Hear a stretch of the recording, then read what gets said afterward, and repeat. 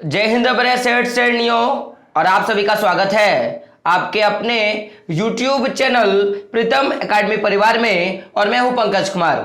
तो आज की इस वीडियो पे हम लोग बात करेंगे क्लास 10 का जो मैथ का एग्जाम होने वाला है आप लोगों का, उस मैथ के एग्जाम के लिए जो टर्म 1 में जितने भी चैप्टर से क्वेश्चंस पूछे जाएंगे, आपका एसएमक्यू टाइप का जितने भी क्वेश्चन पूछे जाएंगे, उन सारे एसएमक्यू टाइप के क्वेश्चंस का वीवीआई में कराऊंगा। और वो भी क्या होगा, चैप्टर बाय चैप्टर होगा।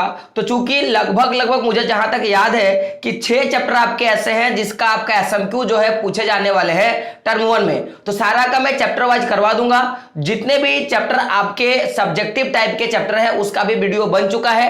तो मैं केवल इसमें क्वेश्चन और आंसर पे बात करूंगा। मैं ये एक्सप्लेनेशन नहीं करूंगा कि वास्तव में ये संख्या का अगर आंसर ये है इस क्वेश्चन का तो ये कैसे आया, क्योंकि इसका वीडियो आपको हमारे जो हमारा पूरा का पूरा चैनल है उस पे आपका देखोगे मैथ का क्लासेस भी ले लिया गया है। तो आप वहां से भी जाके पूरी की पूरी वीडियो को देख सकते हो कि आखिर ये सब कैसे हुआ है। तो अभी एग्जाम का टाइम है, शॉर्ट टाइम में केवल मैं आपको क्वेश्चंस और आंसर करवाऊंगा और आशा करूंगा कि अगर आपको इसके आंसर्स आते हैं तो आखिर ये क्यों होता है उसका भी सॉल्यूशन क्या करें खुद से आप जरूर कर लें। तो बात करेंगे सबसे पहले वीडियो पे मेरे दोस्तों। तो देख सकते हो वीडियो क्या है कि भाई 2 या 2 से अधिक अभाज्य संख्याओं का मौसम क्या है। क्योंकि सबसे पहले हम लोग वास्तविक संख्या का जो चैप्टर है उसका हम लोगों ने मोस्ट वीवीआई क्वेश्चन को मैं करवा रहा हूं। तो पहले आप इसको याद कर ले कि 2 या 2 से अधिक अभाज्य संख्या का मौसम कितना होता है। और आपके ऑप्शन देख सकते हो 1, 2, 3 और इनमें से कोई नहीं। तो इसका सही आंसर क्या हो जाएगा, ऑप्शन नंबर ए, यानी कि क्या हो जाएगा, ऑप्शन नंबर ए जो है इसका सही हो जाएगा, यानी कि 1 जो है सही हो जाएगा।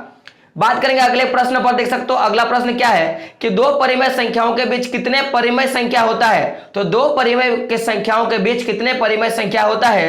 और आपके ऑप्शन से कितना, 1, 2, 3 और अनंत। तो इसका सही आंसर क्या हो जाएगा, अनंत। तो 2 परिमेय संख्याओं के बीच में कितनी संख्या होती है, तो अनंत परिमेय संख्या होती है। बात करें अगले प्रश्न पर। तो अगला प्रश्न देख सकते हो क्या है कि निम्नलिखित में से कौन अभाज्य संख्या है। निम्नलिखित में से कौन अभाज्य संख्या है। और आपके ऑप्शन क्या है, 8, 9, 11 और 15। इसका सही आंसर हो जाएगा ऑप्शन नंबर सी, यानी कि 11 जो होगा वो सही हो जाएगा।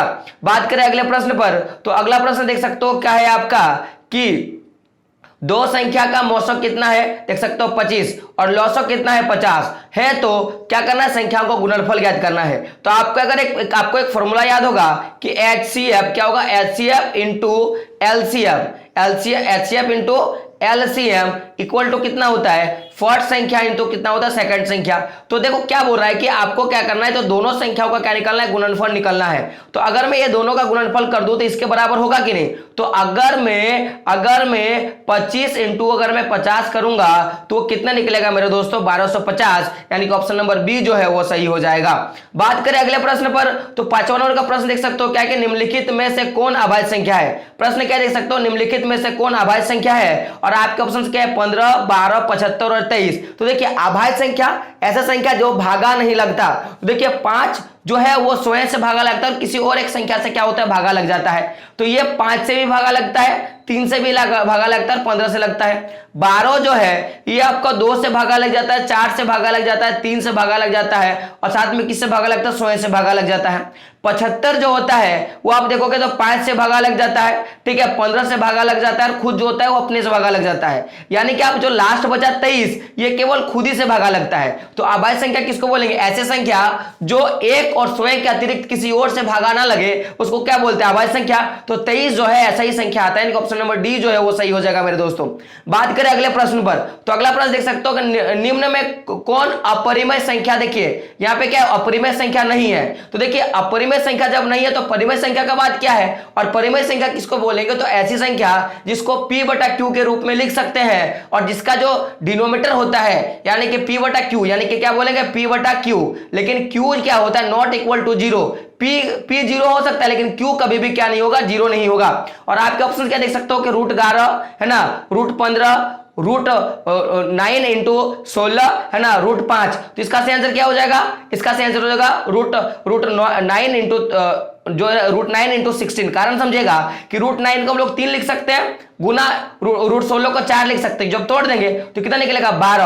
और 12 क्या एक परिमेय संख्या है, क्यों, क्योंकि इसको p बटा q के रूप में लिख सकते हैं, कुछ नहीं है नीचे तो क्या होगा 1। तो इसलिए क्या हो जाएगा, ऑप्शन नंबर सी जो है उसका सही हो जाएगा।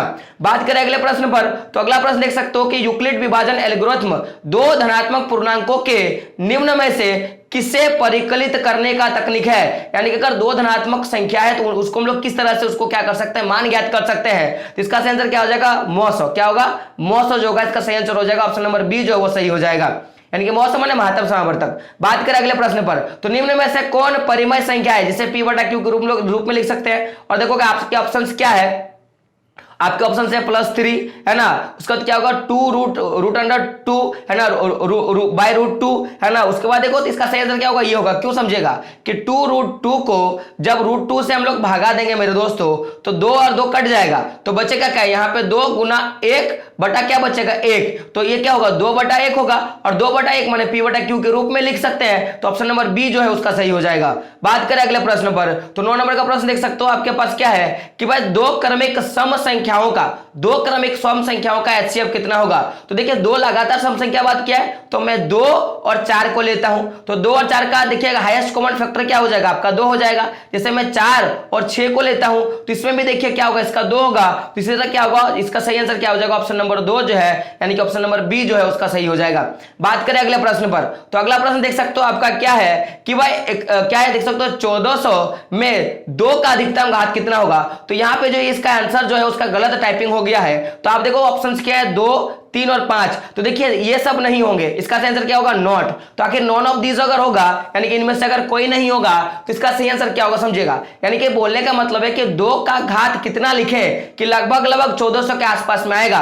तो अगर मैं 2 का घात 11 लिखता हूं, यानी कि 2 गुना 2 गुना 2 ऐसे करके 11 बार लिखता हूं, तो ये कितने होते हैं, लगभग कितने होते हैं 1024 के आसपास में जाता है। और अगर मैं 2 का घात 10 लिखता हूं तो कितने होते हैं 1024 के आसपास में जाता है।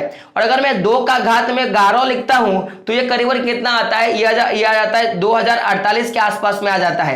तो आप ही बताओ इसका घात कितना होना चाहिए, अधिकतम पूछा है ना, तो अधिकतम कितना होगा 11 घात होगा, यानी कि 2 का घात कितना हो जाएगा 11, तो इसका सही आंसर क्या हो जाएगा नॉट ऑफ दिस, और इसका सही आंसर क्या हो जाएगा 11 जो होगा इसका सही आंसर हो जाएगा।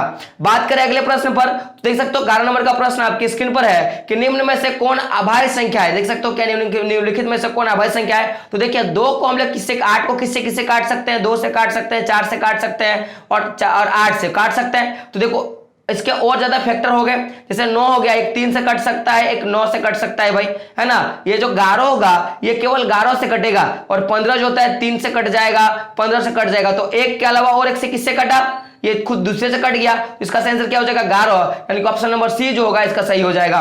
बात करें अगले प्रश्न पर मेरे दोस्तों, तो 12 नंबर का प्रश्न देख सकते हो आपके पास क्या है कि निम्न में से कौन क्या है अपरिमेय संख्या है। तो इसका सही आंसर क्या हो जाएगा, देखिए अपरिमेय संख्या का जब बात कर रहा है तो देखिए ऐसा संख्या जिसको अगर हम लोग क्या करेंगे, जैसे देखिएगा समझेगा कि 9 है, अगर 9 को हम फैक्टराइज करेंगे तो रूट क्या होगा 3 इंटू 3 हो जाएगा, तो इसका 3 जो है निकल जाएगा, 3 जब निकलेगा तो इसको 3 बटा 1 लिख सकते हैं हम लोग, तो ये तो नहीं होगा। अब देखिएगा जैसे कि ये 20 है तो 20 इसका सही आंसर होगा, लेकिन बाकी को हम लोग देख लेते हैं क्यों, क्योंकि जब हम लोग 20 को लिखेंगे तो 20 को हम लोग क्या लिख सकते हैं, आप हमको ये बताइए। तो 20 को हम लोग कभी भी रूट नहीं तोड़ सकते, लेकिन 25 को देखिए इसको हम लोग क्या कर सकते हैं 5 इंटू 5 कर सकते हैं, बराबर 5 निकलेगा, क्या बोले बटे में 1 बचेगा, उन 50 को 7 गुना 7 में तोड़ सकते हैं, तो क्या होगा रूट में क्या बचेगा 7 7 बटा 1, तो ये कौन बचा BC जो ऐसा है संख्या जिसको हम लोग क्या कर सकते हैं रूट नहीं तोड़ सकते हैं, और जब रूट नहीं टूटेगा तो उसको p बटा q के रूप में नहीं लिख सकते हैं, तो यानी कि ऑप्शन नंबर बी जो है इसका सही हो जाएगा।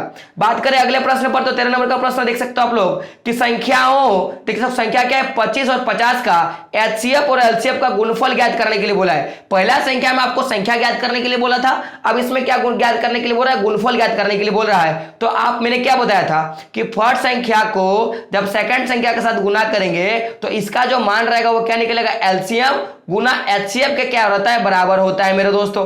तो अगर ये दोनों को गुना कर देंगे यानी कि 25 गुना 50 जो होता है 1250 होता है, तो दोनों का गुणनफल कितना निकल जाएगा 1250 जो होगा इसका सही आंसर हो जाएगा।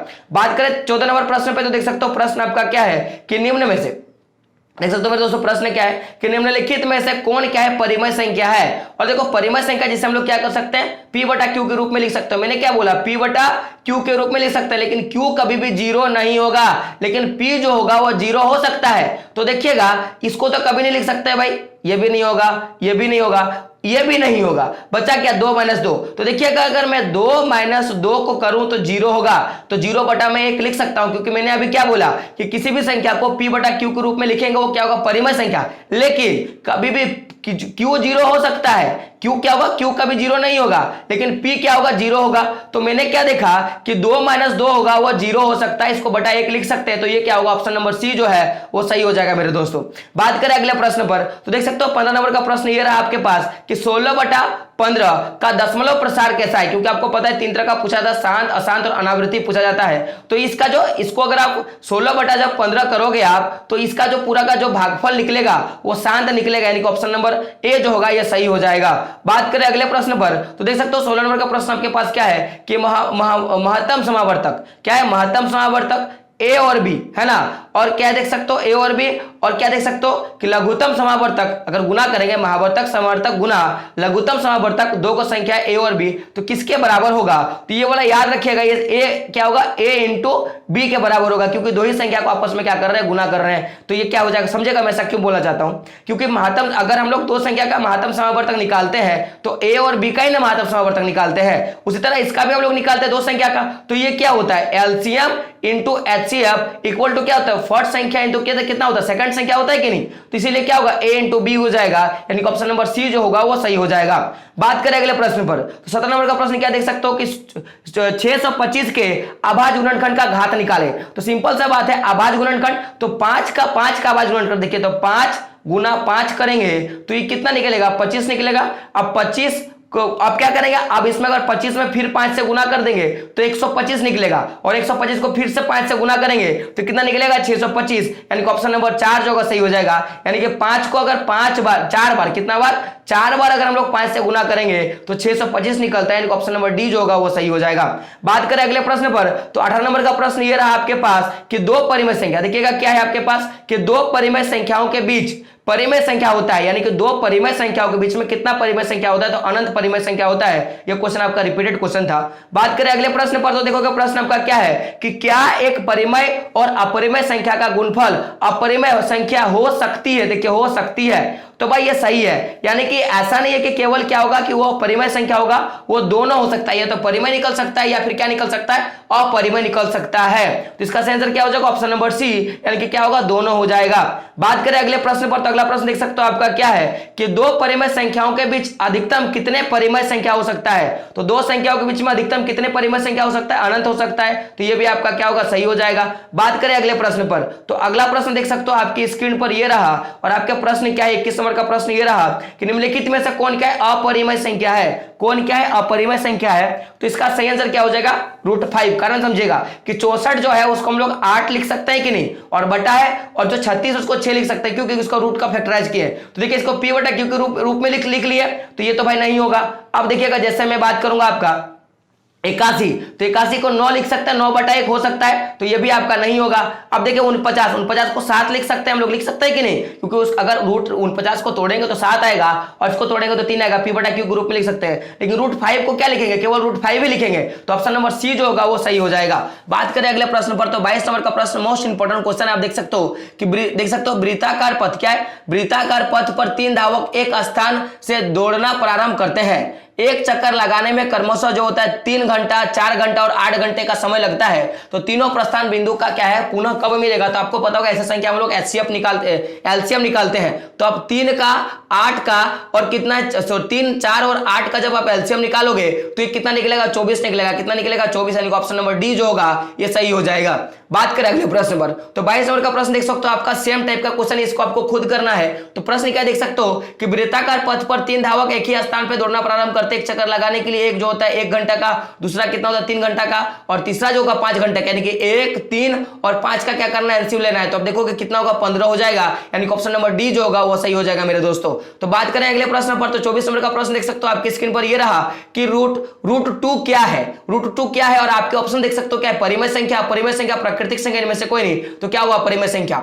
आप समझिएगा, मैंने टोटल आपको मैं जितने भी क्वेश्चन बता रहा हूं एग्जाम रिलेटेड बहुत ही मोस्ट इंपॉर्टेंट है, जिसको आपको याद कर लेने हैं यार।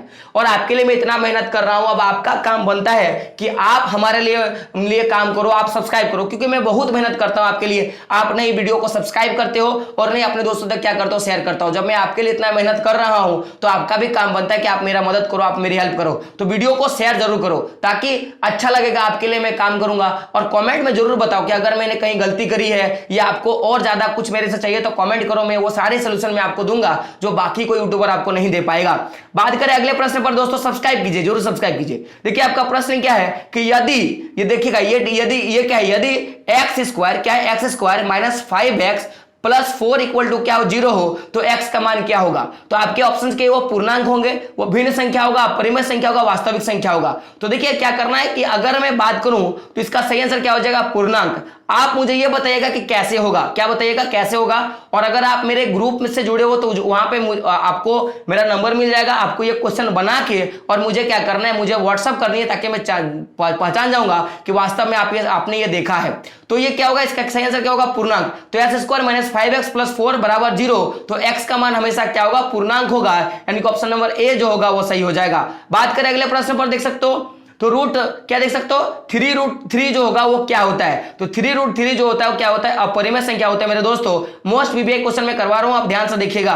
बात करें अगले प्रश्न पर, तो प्रश्न देख सकते हो क्या है कि आपका ये डिजिट है, देख सकते हो 1 2 1 1 2 2 1 1 है ना, 1 2 देख सकते हो क्या है आपका 4 गो मैंने 1 1 1 1 2 डॉट डॉट करके वो चलता रहा है। तो क्या ये क्या है, ये एक अपरिमेय संख्या, क्या है, एक अपरिमेय संख्या है। क्योंकि हम लोगों ने पढ़ा था कि जो परिमेय संख्या होता है वो एक सीक्वेंस में रहता है, लेकिन अपरिमेय संख्या कभी भी एक सीक्वेंस में नहीं रहता है। तो देखो यहाँ पे 12 है, फिर यहाँ पे कितना आपको मिला, 2 का 1 मिल गया, फिर यहाँ पे 3 हो गया, 4 हो गया, आगे जाके 5 हो जाएगा, 6 हो जाएगा। तो ये क्या होगा, अपरिमेय संख्या का ना होगा, यानी कि ऑप्शन नंबर बी जो होगा इसका सही हो जाएगा। बात करें अगले प्रश्न पर, तो अगला प्रश्न देख सकते हो आपके पास क्या है, ये मोस्ट वीवीआई क्वेश्चन है और आपको इसको करनी है। और मैं एक चीज बोलूंगा, इसको याद रखना है, निम्नलिखित में से π/2 क्या है, π/2 क्या है। तो मैंने इसका आंसर क्या दिया, देख सकते हो अपरिमेय संख्या है। बहुत सारे बच्चे बोलेंगे नहीं ये गलत है, तो समझिएगा मेरा बात, केवल अगर मैं पाई का बात करूं, केवल पाई, तो पाई क्या है, एक अपरिमेय संख्या है। लेकिन पाई का जो भी मान है आपका वो सारे के सारे क्या होते हैं, जैसे कि मैंने बोला 22/7, पाई का मान कितना होता है, 22/7। तो 22/7 को p/q के रूप में लिख सकते हैं। तो 22/7 अगर पूछता है कि निम्नलिखित में से पाई का मान क्या होता है, परिमेय संख्या क्या अपरिमेय संख्या, तब हमेशा क्या करोगे, परिमेय संख्या मारोगे।